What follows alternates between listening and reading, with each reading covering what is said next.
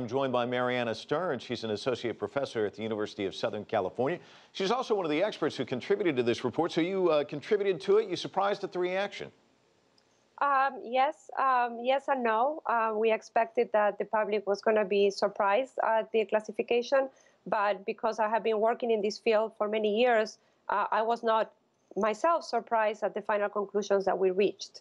You know, we just heard in that report from Jim Spellman, he interviewed somebody who said, hey, you know, food's food, enjoy life, who really cares? I know I had a hot dog yesterday, I'm not doing my last will and testament, but give me an idea. I mean, I guess what you're suggesting is stay away from it, maybe in moderation. I mean, give us an idea of how much we should consume of this and how much is perhaps going the wrong direction.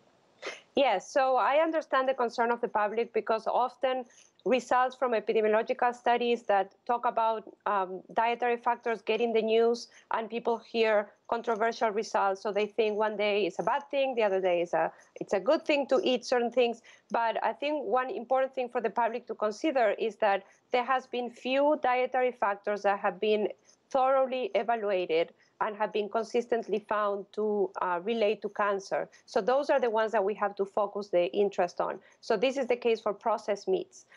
So this is the most thorough evaluation that has been done to date. So this is different than just an individual study that gets published in the literature. This is a thorough evaluation of over 800 published studies. To put things in context, and I want to disclose that it was not the task of the working group to issue dietary recommendations. However, the World Cancer Research Fund has looked at the available evidence and has come up with recommendations that have been available for several years now. And those recommendations indicate that we should limit the consumption of red meat to less than 500 grams per week.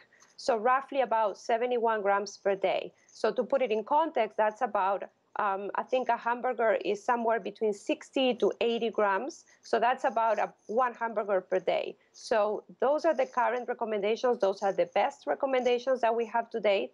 The hope is that with this new evaluation from this panel, in the coming month and the coming year, maybe other organizations, including the WHO, but other organizations like the USDA and others may come up with more refined recommendations that take into account the benefits of eating red meat, which is a source of many important nutrients, particularly in some populations where other nutrients might not be available, and the known risks that we now have observed for processed meat and to some extent for red meat.